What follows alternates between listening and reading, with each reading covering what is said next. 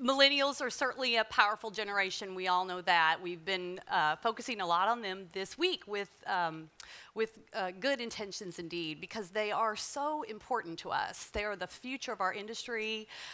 They make up a huge percentage of our population today. There is a lot that they do in terms of purchasing. They are really an important group to us. There are a couple of things that I've put up on the slide for you to look at. I suspect these are things you already know. We've heard them a lot, haven't we? These kinds of statistics, 170 billion in purchasing power. That it's more important that something is eco-friendly rather than being a luxury brand. They want to be a part of a group. There's so many things that are, I think they're labels that we like to say about this group, and you think you know them. But maybe you do and maybe you don't.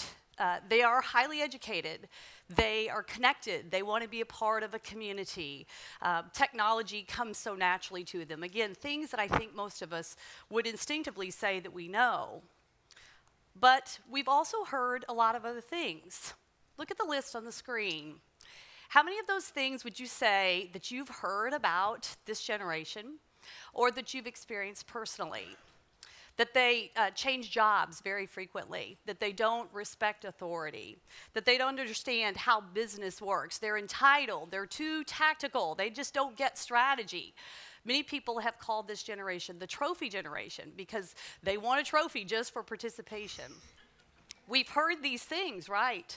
And for those of us in our 40s and 50s, we might assume that they should be true about this age group. But is it really fair to paint an entire generation with such a broad brushstroke? I don't think so. It'd be about as fair as for those of us who were born in the 50s to say that we were draft dodgers and everybody born in the 60s wanted to be Gordon Gekko. And of course, all of us would then be able to say, well, not me necessarily. I'm an individual. I'm unique. And of course, that's true with every generation. So today we hope to challenge these labels, these notions of labels, and I think it's fair to say that generalizations can give you a barometer of a group, but everybody is unique, as we know. So how can we take a little bit of a deeper dive to understand people from this generation that are maybe a bit different than us, that grew up in a different time and place, and how they think, whether we want to employ them, whether we want to work with them, whether we want them to become brand advocates for the brands that we are representing. How do we get the most out of this generation? And so today it is my privilege to bring along with me, as Paul said, two very smart PR pros from the millennial generation. I have on my far right Gabriela Lambertus, who is the communications consultant. In corporate communications, she works for Wells Fargo, so she comes from the corporate side. And then directly on my right is Rafael Sangiovanni, who is a digital and social media producer for RBB Public Relations, so he brings the agency point of view. And I guess I was sort of laughing and thinking to myself, I feel like I should put you guys behind glass and say Millennial Exhibit A and Millennial Exhibit B.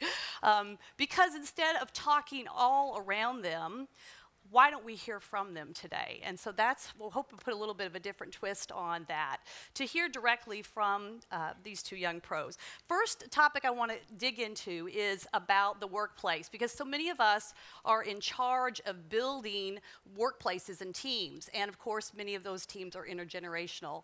And we have great intentions about how we put these teams together. But then have you ever been a part of such a team or observed in these teams that there's a lot of times a great disconnect that stops workflow and creativity from happening? So how can we as employers attempt to build a better workplace that allows people from different generations to work together? All right, well, thank you for having us here. And do we get the trophy thing afterwards? You get the trophy for participating afterwards, cool. Yes. Thank you. So one of the things that I think is kind of ironic, coming from someone who considers himself a millennial, to say this, but labels themselves are very restrictive in terms of being identified and a generation, especially when it comes into a workplace. I know a lot of people who I personally work with who are, they excel at social media, but also they're job hoppers, and they're 40, 50 years old. Mm-hmm. Just because you're born in a certain era doesn't necessarily define you for everything that you do. You're still defined by your character, and that's something that at the corporate level or in the workplace level needs to be acknowledged. You know, I'm a musician, so the analogy I always make is, you know, at a certain point it was easy to identify a generation by its music. If you're in the 70s, it's disco. If you're in the 80s, it's hair bands. The 90s, it's grunge rock. Then you get to the aughts, and you're kind of like, it's kind of everything. And so that kind of tends to happen, I think, as our generation gets older, and there are more of us. You mentioned a lot of statistics about how many of us there are. And everybody has a different point of view. And the most important thing for working across generations is really building trust and listening to one another and taking the time to actually learn from each other. I know personally from my own experience, everywhere I go, I just want to learn. They say our generation is considered one of the most educated. And I think that just really comes from a self-awareness and also just a thirst for knowledge and for experience. Because we know that the people that work with us have much more experience than we do and can teach us so much, and in turn we can have something to teach them. And I think being open to both of those possibilities is very helpful. Good. Gabby? So basically similar to what Rafael mentioned. So I think millennials, we see the world a little differently. And if other generations could be just a little bit more embracive of that idea, then things would just go on a lot more smoothly. I'm lucky to work at an environment where that is appreciated, right? And it's understood that one type of communication and one type of management doesn't equal the same for all generations. So it's important to understand that. And a lot of those labels and stereotypes that you mentioned, they're realities, and we can own up to them. But why don't we look at them differently? So maybe instead of seeing us as impatient, then maybe we just don't want to waste time on certain things, that we can be more proactive and do them in a more efficient way. Maybe it's not that we're cheap and we're frugal. Maybe we just want to be really cost effective for the company and even ourselves. So it's about trying to see things in a different way and understanding each other. I think it's what it comes down to. To me, this feels a lot like a conversation around diversity and inclusion, right? Exactly. Which is something that we as an industry are working harder on, need to continue working harder on. And but it's not just about ethnicity or even gender, it's about age as well. But beyond diversity, that's just the first step, is inclusion. So how do we make everybody feel included who has a different point of view that they bring from whatever their background or walk of life may be? So I think diversity and inclusion is really the broader umbrella for us to be thinking about in the workplace. We were talking yesterday, you said that great quote. What was it again about the dance comparison? Yes, so our lead regional president for Florida, he says this great quote from an author, and he says, diversity is being invited to the dance, inclusion is being asked out to dance. So it's about that participation, and it's that understanding and really inviting and playing up to each other's strengths. I think that when it comes to bringing your best foot forward. Exactly. Yep. Right? And honestly, making time for each other. You know, everybody's busy, but everybody also works in teams in some capacity. And actually taking the time not to just, you know, direct someone, but collaborate with them, have a conversation with them, delegate, really take the team environment further. We have a lot of professional development at RBB, which presents an opportunity for us, for people from different generations, to work together and collaborate on a lot of different projects, and it's extremely That beneficial. leads us nicely into our second topic, loosely called purpose and work. But one of the statistics that really jumped out to me about your age group is that by 2020, you will make up 75% of the workforce. That was kind of shocking to me because that's not so many years away. And for those of us who are trying to build companies or build teams in our workplaces, it is important for us to try to attract and retain top talent of all kinds. So when we look at the sheer numbers of your generation, we want to say, how do we vie for that talent? What is it that's going to make someone come to our workplace and stay? How do I attract them and retain you in the workplace? Does it have to involve this larger cause? Do we have to be solving world peace for me to get you to come? Or could it just be a great job with a good salary and great opportunity for advancement? Talk a little bit about that. Well, maybe I'll go ahead and say this. If we're talking about these negative labels, right, and we're talking that millennials are self-centered and they're so self-aware, then why don't we play up to those things? What are the things that millennials are looking for? So if you talk to a millennial, you'll easily see that compensation is just as important as work-life balance. So we want to work harder, we want to work smarter, but we don't want to work longer. So that's a big priority we have, just as important as compensation. Feeling valued by our employer. So feeling that we're part of the bigger idea, the bigger goal of what we're doing for our client, of what we're doing for the company. That our little grain of salt has a lot to do with the main purpose that we're working for. Feeling that we can identify with the culture of our environment that we're in every day when we come in and we were there for 8 hours. That has a lot to do. So maybe we're job hoppers, but maybe it's because some of those work environments are not really designed for us and we don't feel comfortable. For a millennial, if you make me feel valued, if you make me feel that you're not a boss, but maybe a mentor, and you are looking into my personal and my professional development and my success, then guess what? I'm gonna be loyal to you. I will be loyal because I am comfortable where I'm at. I know that I'm gonna do better. I know that I have that balance. I know that I am happy where I am. And then you start getting a little bit of both from both sides. Maybe I have a better chance of keeping you if I can be more attuned to the things that really are meaningful to you in a job. Definitely. Yep. Okay. And you know, to go along that excellent point, you know, really nourish the individual so you can know, I can know where I'm working somewhere, what value I'm contributing. When I go to bed at night, I know exactly what I did. I know what my value is. I know what my worth is. And I feel like I actually have a purpose and contributed to something. I'm not just this cog in the machine. But to take it even a little bit further back, in terms of, you know, getting into the workplace, like just getting in the door in the first place presents its own challenges where a lot of preconceived notions come in into play. So I heard the stat on the Pew Research Center recently that was saying that 2/3 of this millennial population that's growing exponentially every year, 2/3 of them do not have a bachelor's degree, which raises a lot of eyebrows, especially as someone who's interviewing potential employees, and they may see that, and that may be something that they scoff at. But you have to consider the context, right? The economy tanked, and as a lot of us were graduating, and our parents who had held jobs for 20, 30 years were suddenly... When did you each graduate from college? Graduated in 2008. 2008. 2011. So you were past 9/11, Yes. but you came out right when the recession hit. Yeah, as a matter of fact, my wife, she was an educator. She graduated from college, and there was immediately a hiring freeze in Florida. So everywhere she worked, she was always the youngest and first employee. So she was always the first to be let go. So it creates this mentality of, you know, we're job hoppers, quote unquote, but really we have to be adaptable because we have to adapt this mindset of every job is a temporary job. I may not have a job, right? I may not have a job, so we have to be flexible. So at a certain point, the onus does go on the company wanting to attract people of this generation to make sure that you communicate the value and are inclusive of people, considering the circumstances and the experience that someone might bring. Because someone like me said, well, I'm not going to go get my master's right now because I need to go to work. Like, I need to start making a living immediately. If I start taking on more debt, I will never work my way out of it. Going back again to the self-awareness feature that it sort of is pegged to us a lot. It's just having a grander understanding of the situation. Gabby? And back to your original question, you said, does it have to be this grand, big, do we need world peace? Do we need to solve world peace? No, we don't, right? But it's even the little task. There's an example that I give at my former agency where I used to work. I used to love working with the interns when they came in. I started there as an intern. Why? Because I wanted to explain the why of even the little tasks. So maybe something as tedious as going through the newspaper, and they feel that they're just going through the newspaper and they're not doing much. But you know what? That's how we find the coverage for our clients. That's how you can learn the beat of reporters and identify reporters' names, which will later on help you in your future.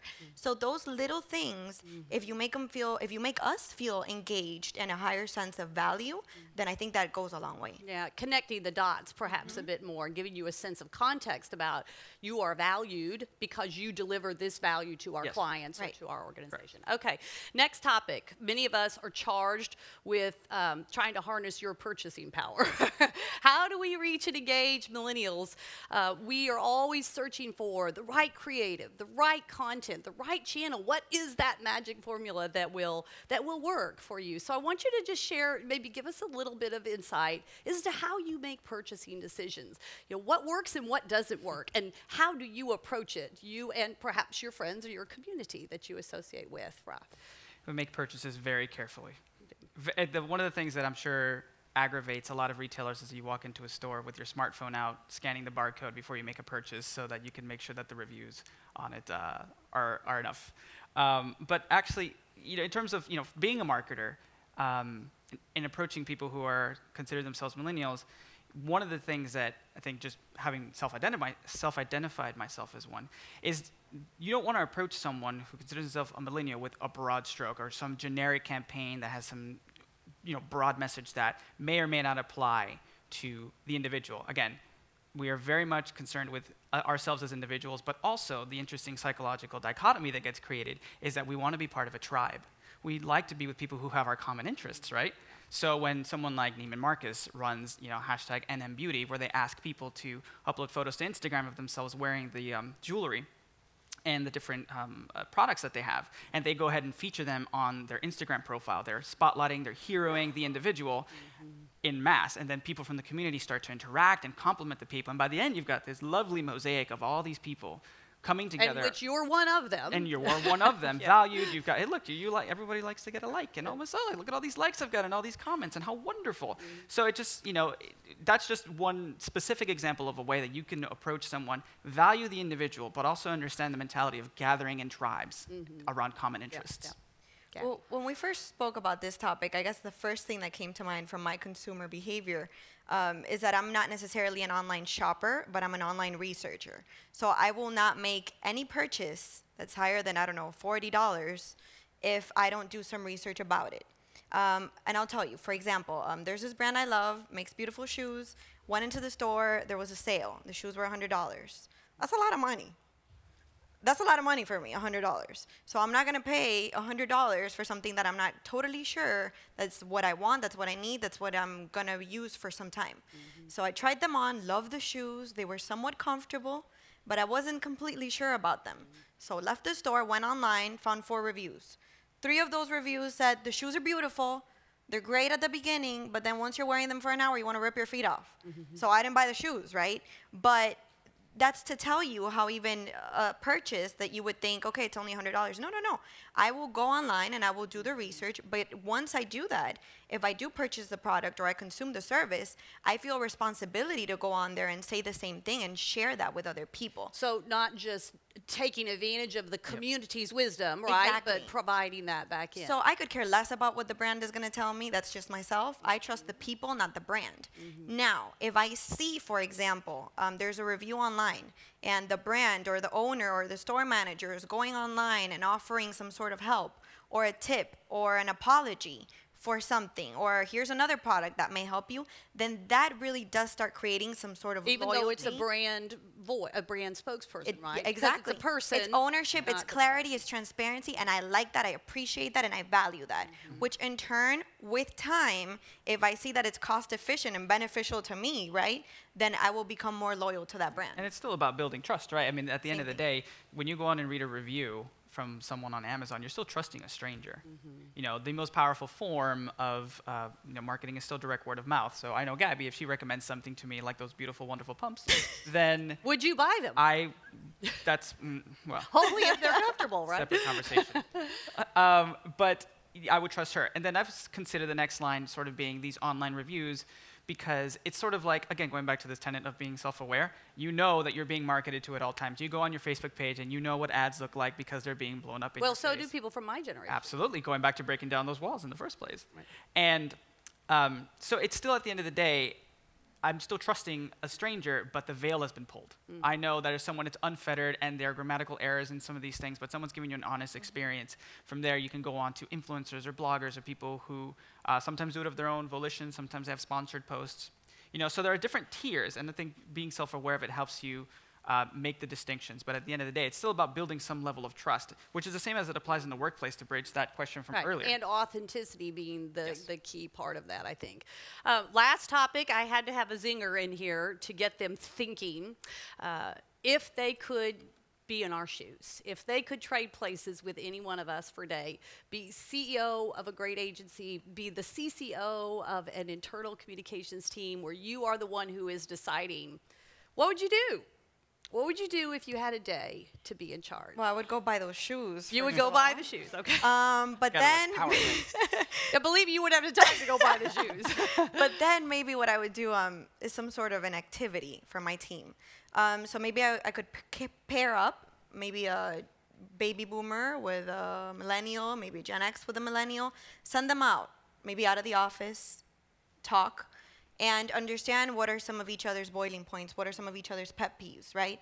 Maybe what are the things I think are my strengths? What do you think is your strength? What do I think is your strength, and how can we work together? What can I learn from you? What can you learn from me? And then maybe come back into the office, report on that, talk about that, and hopefully that will just lead on to a more understanding culture and more of an inclusive culture, like we were talking about earlier. So in this case, instead of embracing diversity, it goes beyond that race, that ethnicity, that culture that we've already spoken about before. Then let's embrace the differences between our generations, and then let's work together and play up to each other's strengths. Okay, all right. What I would do in this day would be to break people, in mixed, intergenerational groups into different pockets of people who are dedicated to a specific task that services the agency firm, company, or whatnot, internally as well as externally. So for example, I'd get some groups of people together from different age ranges, genders, ethnicities, and say, okay, you are in charge of the professional development opportunities and discovering them for what services and satisfies the needs of the firm. You've got a good mix of people. You have a good understanding of what the employees would need. Next group, you guys are in charge of the social activities and making sure that we have good inter-office relations. There are a lot of times where we can go out together. We can do things that bond us together as teams. This group over here, you're in charge of the logistics of actually what the firm needs, the software, the hardware, keeping tabs on all those things, again, across different needs, because you're going to have some people who aren't very tech savvy and you have others who are, and you can service both of those people.